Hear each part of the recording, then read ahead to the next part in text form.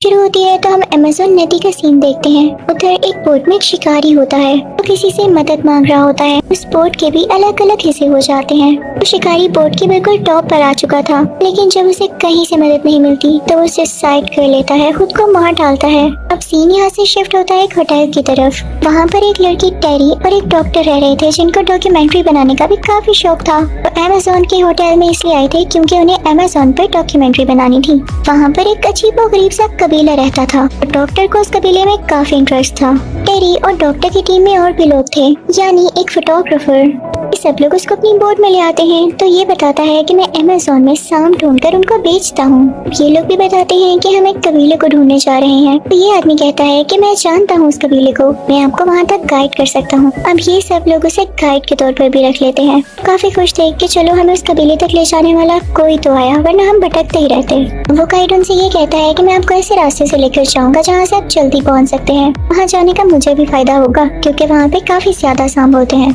लेकिन उनमें जहर नहीं होता, वो आपको कुछ नहीं कहेंगे।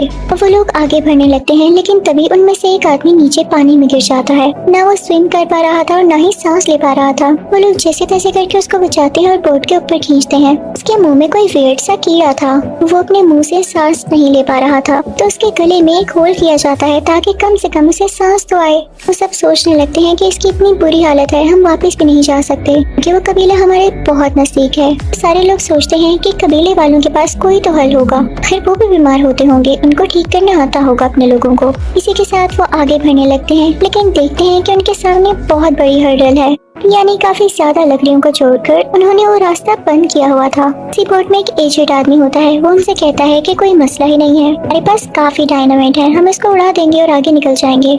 तो टेरी कहती है कि खतरे से खाली नहीं हो सकता, लेकिन वो एजेड आदमी किसी की नहीं सुनता और ऐसा कर देता है। जब पानी में ब्लास्ट होता है तो पानी की कई क्रिएचर्स उनकी बोट पर आ जाती हैं, जिनमें ज्यादा सारे सांप भी थे। लेकिन वो गाइड कहता है कि डरो नहीं, ये तुम्हें नहीं काटेंगे, बस इनको वापस पानी में फेंक दो। वो सब लोग सांपों को नीचे फेंकने लगते हैं, लेकिन इसी दौरान इनसे गलती हो जाती है। इनके पेट्रोल के जो ड्रम्स थे वो भी नीचे पानी में गिरने लगते हैं। काफी कोशिश करते हैं कि उन्हें गिरने से रोक लें, लेकिन नहीं बचा पाते। तो इनके पास सिर्फ एक ही ड्रम था। लोग परेशान होते हैं कि इतने से पेट्रोल से हम आगे कैसे जाएंगे, लेकिन फिर भी वो आगे बढ़ने लगते हैं। आगे जाकर इन्हें वही बोट मिलती है जिसको किसी स्पिरिट की वजह से डिस्ट्रॉय होता देखा गया। तो उसी आदमी की बोट थी जो कि मदद के लिए चिल्ला रहा था, लेकिन मारा गया।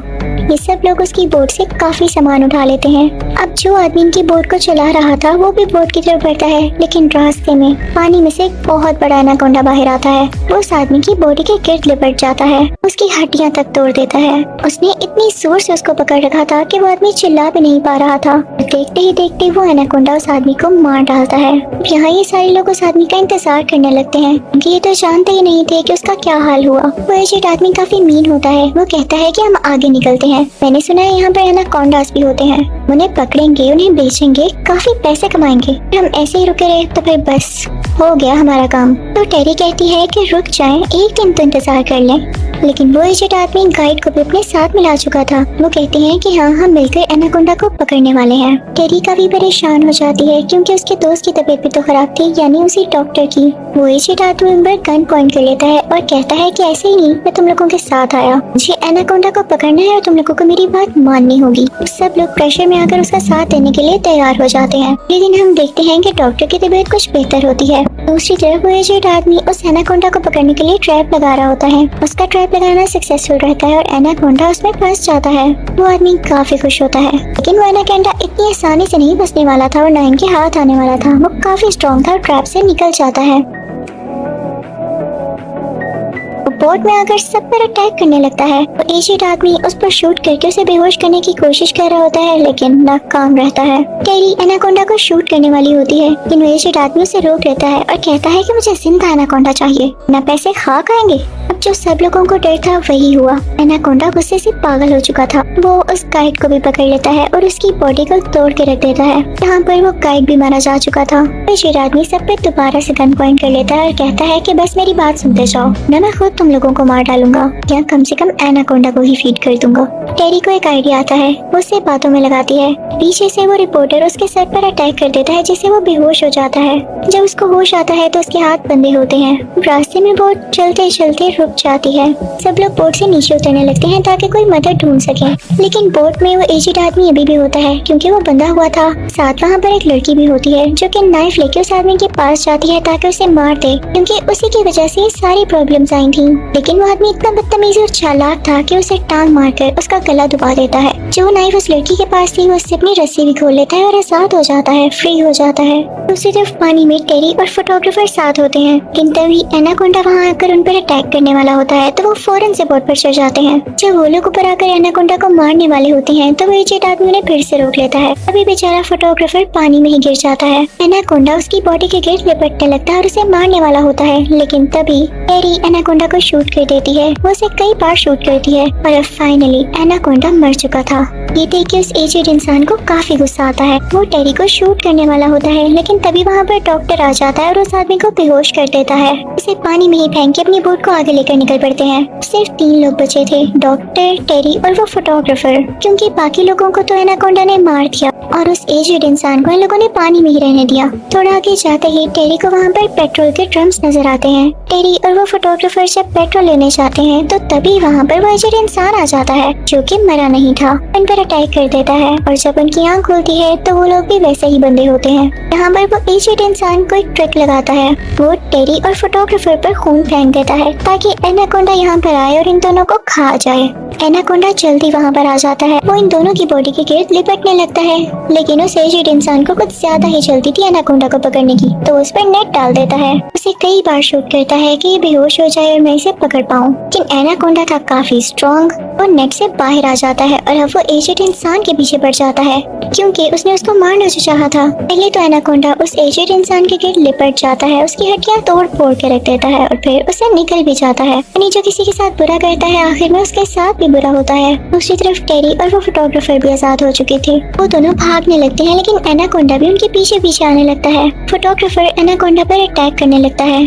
दूसरी तरफ टेरी सीढ़ियां चढ़ के उस जगह के बिल्कुल ऊपर पहुंच चुकी थी। फोटोग्राफर ने एनाकोंडा को आग पेट्रोल फेंक कर लगाई। इसकी वजह से उस जगह में आग फैल जाती है और ब्लास्ट कर जाती है वो जगह। टेरी और एनाकोंडा दोनों पानी में जाकर गिरते हैं। वो एनाकोंडा अभी भी जल रहा था क्योंकि उस पर काफी ज्यादा पेट्रोल लगाने के बाद आग लगाई गई। वो टेरी पर दोबारा से अटैक करने लगता है, लेकिन फोटोग्राफर उसके सर में एक्स मार देता है और वो एनाकोंडा पानी में चला जाता है। ये लोग बोट में वापस जाते हैं। तक डॉक्टर की हालत भी काफी बेहतर हो चुकी थी और ये तीनों उसी कबीले की तरफ बढ़ते हैं जहाँ पर वो अपनी डॉक्यूमेंट्री बनाते हैं जिस काम के लिए वो बेसिकली आए थे। इसी के साथ एनाकोंडा पार्ट 1 यही एंड होता है। अब मैं आपको एक्सप्लेन करूँगी एनाकोंडा पार्ट 2।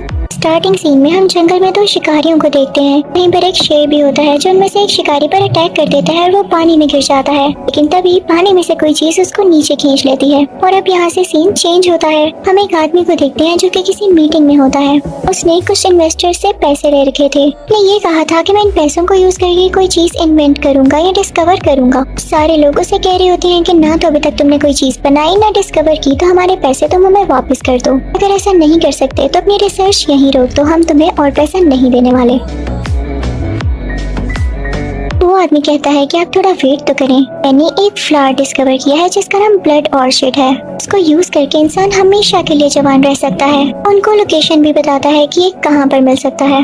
ये जगह एक आइलैंड था और ये लोग वहाँ जाने के लिए निकल पड़ते हैं। उस रिसर्चर की एक असिस्टेंट भी थी जिसका नाम सैम था। लोगों को बताया जाता है कि मौसम काफी खराब होने वाला है, तो हमारी बोट इतनी एडवांस नहीं कि वहाँ तक इस बारिश में जा सके। तो वो एक लड़के बिल से कांटेक्ट करते हैं जिसकी बोट काफी अच्छी थी और वही इन लोगों को वहाँ तक लेकर आसानी से जा सकता था। बिल इनको वहाँ तक पहुँचाने के लिए काफी ज्यादा पैसे लेता है, लेकिन अब उस रिसर्चर को जैसे भी करके वो ब्लड ऑर्चिड फ्लावर लाना ही था। तो वो मान जाता है, अपनी टीम के कुछ लोग लेके वहाँ के लिए निकल पड़ते हैं। ये सब जैसे ही रात होती है तो बारिश का तूफान बढ़ने लगता है। बिल काफी परेशान हो जाता है और वो जाकर उन लोगों से बात करता है। वो कहता है कि इस मौसम में हम कैसे आगे बढ़े। तो उस रिसर्चर का आदमी से कहता है कि तुम और पैसे ले लो क्योंकि हम अब पीछे नहीं जा सकते, तुम जैसे तैसे करके हमें वहाँ पर पहुँचा दो। तो बिल को ये बात माननी पड़ती है क्योंकि वो पहले भी इतने पैसे ले चुका था, अब वो वापस जाता भी कैसे। खैर अब वो आगे बढ़ने लगते हैं, लेकिन जैसे ही सुबह होती है तो उनकी बोट भी खराब होना शुरू हो जाती है। वो मूव ही नहीं कर रही थी। रोज चलते चलते ऐसी जगह पर पहुँच जाते होते हैं जहाँ से आबशार बह रहा था। यानी उनकी बोट अब पानी में बहती बहती नीचे गिरने वाली थी। जिसका डर था वही होता है, बोट वहाँ से नीचे गिर जाती है। बोट पूरी तरह से टूट चुकी थी, उसमें मौजूद सामान भी बिखर चुका था। जो सामान रिसर्चर और बिल का था वो भी टूट के खराब हो चुका था। सब लोग काफी परेशान होते हैं और किनारे पर आकर बैठ जाते हैं। लेकिन तभी बिल कहता है कि परेशान नहीं हो, यहाँ मेरा एक दोस्त है जो कि हमारी मदद कर सकता है। लोग किसी तरह से उसे कांटेक्ट करते हैं तो वो कहता है कि मैं $2000 लूंगा हेल्प करने के, लेकिन जहाँ तुम लोग जाना चाहते हो वहाँ तुम लोगों को 10 घंटे में ही पहुँचा दूंगा। लेकिन उस आदमी तक पहुँचने के लिए भी इन्हें किसी गंदे से रास्ते से गुजर कर जाना था। वहाँ पर काफी ज्यादा पानी इकट्ठा हुआ था। ये लोग वहाँ से गुजरने लगते हैं। बिल के पास एक पेट बंदर भी था जो कि वहाँ से डर के दरख्त पे चढ़ जाता है, यानी उसने कोई खतरा फील कर लिया था। भी हम देखते हैं कि इन लोगों में से जो आदमी सबसे लास्ट पर होता है, पानी में से कोई चीज उसको नीचे खींच लेती है। देखते ही देखते वो मारा जाता है। वो चीज कोई और नहीं बल्कि असल में एक बहुत बड़ा एनाकोंडा था। ये सारे लोग डर के वहाँ से भाग जाते हैं और एक जगह पर आकर बैठ जाते हैं। वह कहता है कि हमें फौरन से उस जगह पहुँचना चाहिए जहाँ से मेरा दोस्त हमें उस जगह पर ले जाएगा। लेकिन कुछ लोग कह रहे होते हैं कि नहीं, इस जगह से फौरन से निकलना चाहिए। लेकिन उस रिसर्चर का आदमी कहता है कि नहीं, हम वो ब्लड ऑर्चिड फ्लावर लेकर ही जाएंगे। वो लोग आगे बढ़ने लगते हैं और तभी बिल नोटिस करता है कि किसी आदमी की बैक यानी कमर पे कोई कीड़े हैं। वो इनफैक्ट लीचीज थी जो कि उसका खून पी रही थी। बिल उन लीचीज को उसके जिस्म से अलहदा करता है। जब वो आदमी अपने शूज वापस पहनने लगता है तो उनमें कोई स्पाइडर होता है। तो बिल का साथी उसे बताता है कि अगर मैं टाइम पर ना देखता तो स्पाइडर तुम्हें काट लेता और तुम मर चुके होते। रिसर्चर का साथी उसे अपने साथ रख लेता है किसी एक्सपेरिमेंट के लिए और लोगों को दिखाने के लिए कि देखो मैं पॉइजनस स्पाइडर लाया हूँ। में सीन दूसरी तरफ का दिखाया जाता है, यानी वो आदमी जो बिल का दोस्त था और इन लोगों को वहाँ तक पहुँचाने के लिए मदद करने वाला था। को पानी से कुछ आवाज आने लगती है। वो देखता है तो वहाँ एनाकोंडा होता है। वो बिल के दोस्त को पूरी तरह से मार देता है और उसकी बोट भी तबाह हो जाती है। उसकी बोट तबाह होने से एक बहुत बड़ा ब्लास्ट होता है। बिल वहाँ से उठता हुआ धुआं देख लेता है और वो समझ जाता है कि क्या हुआ। जब वो सारे लोग उधर पहुँचते हैं तो बोट तबाह हुई भी होती है और बिल का दोस्त भी मारा जा चुका था, यानी उनकी लास्ट होप भी अब खत्म हो चुकी थी। ये लोग उस तबाह हुई भी बोट में से कुछ जरूरी सामान उठा लेते हैं जो कि कुछ ठीक था। फिर ये लोग आगे बढ़ने लगते हैं। बिल का साथी इन्हें बताता है कि आगे जाकर एक कबीला है, हो सकता है कि वो हमारी कुछ मदद कर सकें। लेकिन वहाँ पर पहुँचते ही इन्हें कोई भी नहीं दिखाई देता। वहाँ पर बस एक मरा हुआ एनाकोंडा था। हो सकता है इन एनाकोंडास की वजह से ही लोगों ने वहाँ रहना छोड़ दिया हो। बिल कहता है कि जो करना है हमें खुद ही करना है, तो क्यों ना अपने लिए एक बोट बनाई जाए। तभी वहाँ पर रिसर्चर का साथी देखता है कि एक ब्लड ऑर्चिड फ्लावर उगा हुआ है।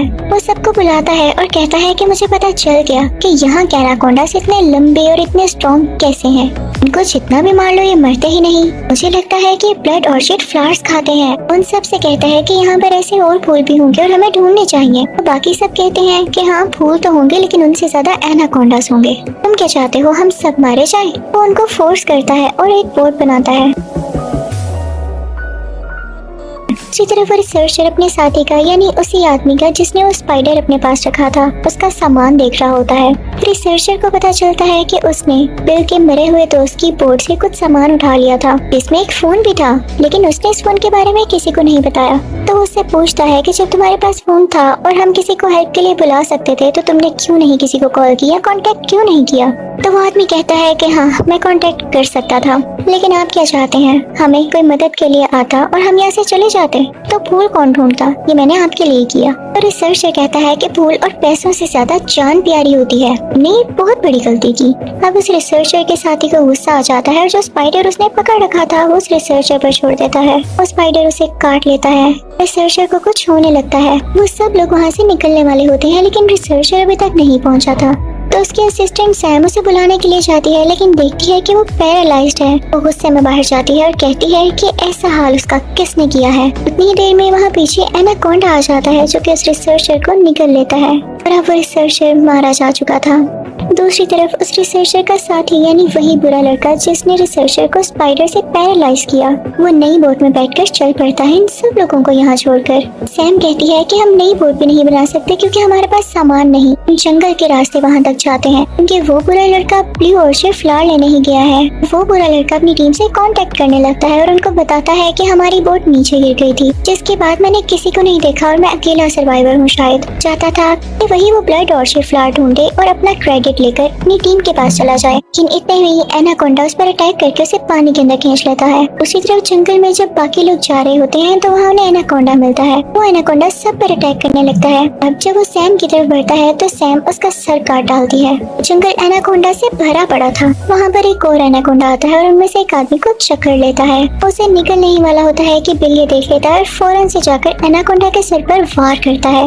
इसकी वजह से एनाकोंडा मर जाता है और उस आदमी को छोड़ देता है। ये भी एक मिरेकल था, वरना वो आदमी इस एनाकोंडा के हाथों मारा जाता। वो बुरा लड़का भी जैसे तैसे करके उस जगह पहुंच जाता है जहाँ पर बहुत सारे ब्लड ऑर्चिड फ्लावर्स थे। बाकी लोग भी जैसे तैसे करके जंगल से होते हुए वहाँ तक पहुँच जाते हैं। ये सब लोग उस बुरे लड़के की बोट को यूज करके वापस जाने वाले थे, लेकिन उस लड़के को ये फील हो जाता है और वो वापस आता है, सब पर गन पॉइंट कर लेता है। वो बिल के सर पर वार करके उसे बेहोश कर देता है और बाकी सबको अपने साथ आने का कहता है। बुरा लड़का सैम पर गन पॉइंट कर लेता है और उससे कहता है कि आगे एनाकोंडास हैं, मैं तुम्हें जैसा कहूँ वैसा ही करो। तुम यहाँ से जाओगी और वो ब्लड ऑर्चिड फ्लावर्स इस बैग में डालोगी। वो बुरा लड़का अपनी जान का रिस्क नहीं ले रहा था, वो सैम पर सारा बर्डन डाल रहा था। सैम को ऐसा करना पड़ता है। वो बैग लेके ब्लड ऑर्चिड फ्लावर्स तोड़ने लगती है, लेकिन तभी वो दरख्त टूटने लगता है। तो सैम जल्दी से वो फ्लावर्स वाला बैग उस बुरे लड़के की तरफ फेंकती है, लेकिन तब बिल को भी होश आ चुकी थी। वो उस बुरे लड़के पर अटैक करने लगता है। उस बुरे लड़के के हाथ में जो बैग था वो नीचे गिर जाता है और उसमें से स्पाइडर बाहर उसको काट लेता है, जिससे वो पैरालाइज होने लगता है और फिर नीचे गिर जाता है। एनाकोंडा उसे हमेशा के लिए अपने साथ ले गया था। उसी तरफ दरख्त टूट जाने सैम भी नीचे गिर जाती है, लेकिन सब एनाकोंडास का ध्यान पहले उस बुरे लड़के की तरफ था जो कि उसे खाने वाले थे। सैम जल्दी से अपनी जान बचाकर वहाँ से निकल आती है, लेकिन तभी एक एनाकोंडा का ध्यान सैम की तरफ जाता है और वो उसे खाने ही वाला होता है। तभी सैम का साथी उसके मुंह पर फ्यूल डाल देता है और उसको आग लगा देता है। पर शूट करके वह बहुत बड़ा ब्लास्ट होता है और सारी जगह टूटने लगती है। वहाँ की मिट्टी में क्रैक्स आने लगते हैं और वो नीचे धंसने लगती है। सारे एनाकोंडास भी उसके अंदर धंसने लगते हैं और उनके ऊपर मिट्टी आकर गिरती है। यानी सारे एनाकोंडास अब मारे जा चुके थे। ये लोग ऊपर की तरफ थे तो ये लोग वो बोट लेके वहाँ से निकल आते हैं। ये लोग सेफ थे क्योंकि कोई एनाकोंडा नहीं बचा था। लोग सोचते हैं कि कुछ भी हो जाए हम हिम्मत करके वापस अपने घरों को जाएंगे। और इसी के साथ एनाकोंडा पार्ट 2 भी खत्म हो